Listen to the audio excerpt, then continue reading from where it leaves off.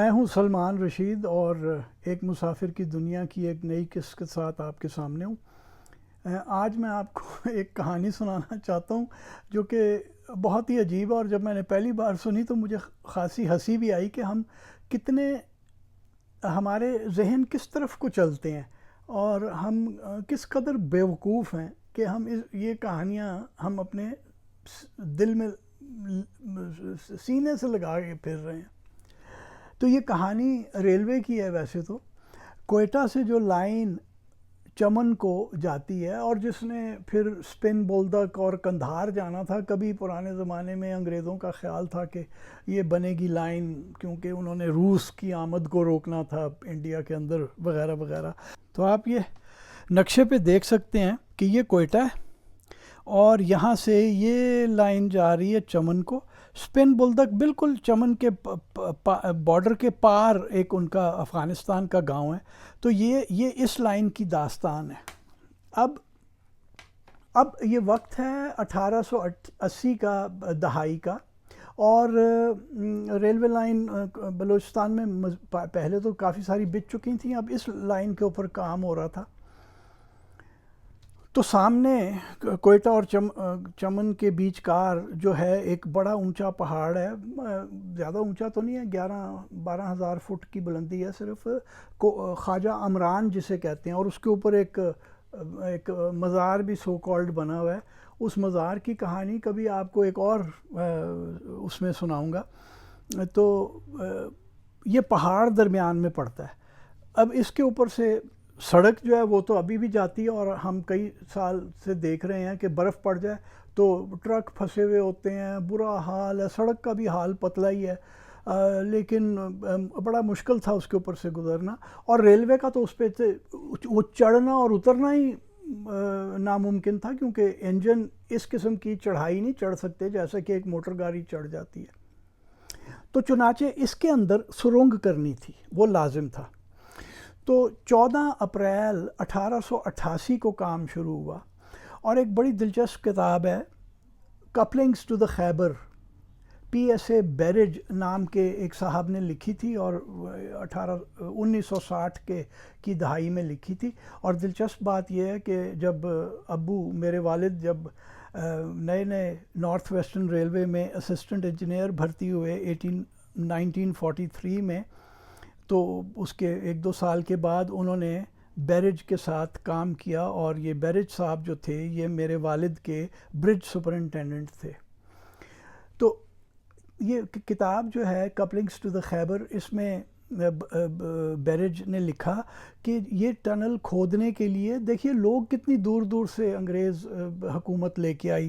اس میں پٹھان تھے، کشمیری تھے، تبیتن تھے، سیستان کے لوگ تھے، ایران کے، ہرات سے کھودنے والے آئے، افغانستان سے لوگ آئے، ہزارہ لوگ جو کہ ہمارے کوئٹہ کے رہنے والے لوگ ہیں وہ، اور آپ کا بھلا ہو جائے پنجابی تھے، اور جو کارپینٹر یعنی ترکھان اور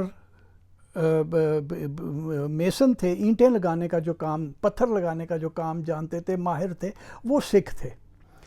تو یہ سارے لوگ یہاں پہ آئے، اور چونکہ ٹنلنگ ایک بڑا اسپیشل کام ہوتا ہے، تو 65 ویلش مائنرز بھی بلائے گئے، کان کن 65 ویلز سے برطانیہ کے اندر کان کن بلائے گئے کہ وہ یہ کھدائی کریں گے۔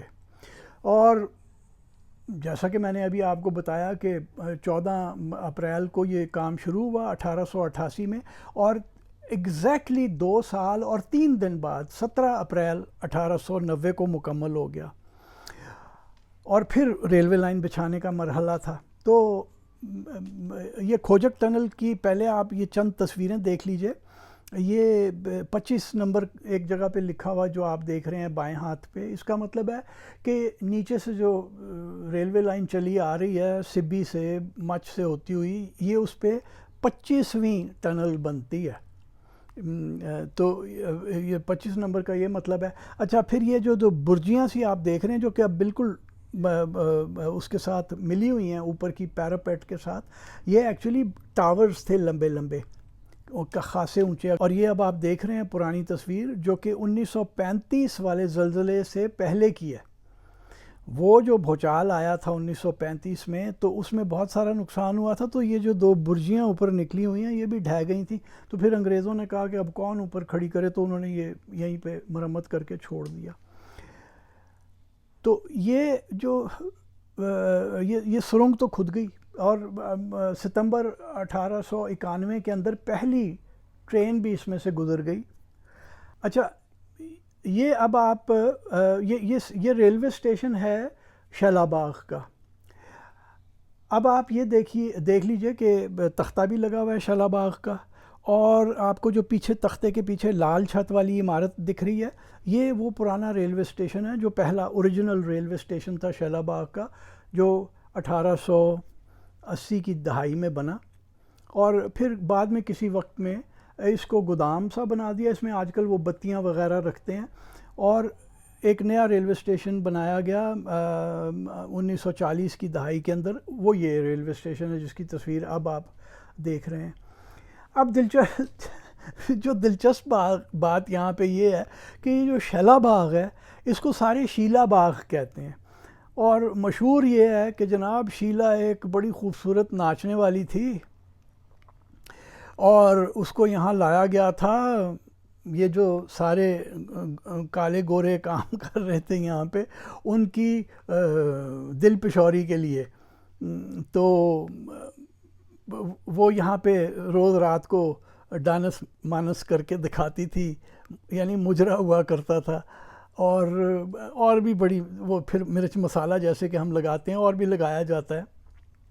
تو شیلا کے نام پہ اس کا یہ باغ کا نام رکھا گیا. دوسری کہانی یہ ہے کہ جو بنانے والا انجینئر تھا اس کی بیوی کا نام تھا شیلا, لیکن پھر چونکہ وہ ہمارے دماغ ایک خاص طور سے چلتے ہیں نا, تو اس میں بھی پھر ہم نے شامل کر لیا کہ وہ جو تھی نا شیلا, وہ ذرا کوئی بندی ٹھیک نہیں سیگی. تو یہ باتیں مشہور ہیں. اب اصل کی کہانی آپ کو میں سنا دوں.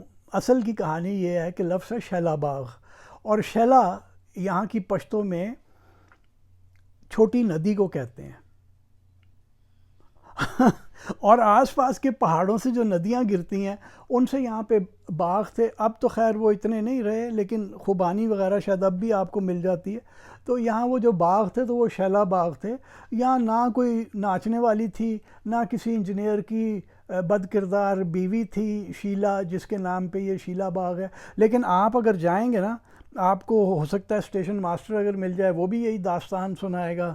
آپ کو وہاں پہ جو فوج کے افسر ہوں گے یا جو بھی ملیشیا کے جوان ہوں گے وہ بھی آپ کو یہی بات بتائیں گے کہ جی شیلا ایک ہوا کرتی تھی, اور بڑی آنکھیں مٹکا کے یہ داستان سنائی جاتی ہے.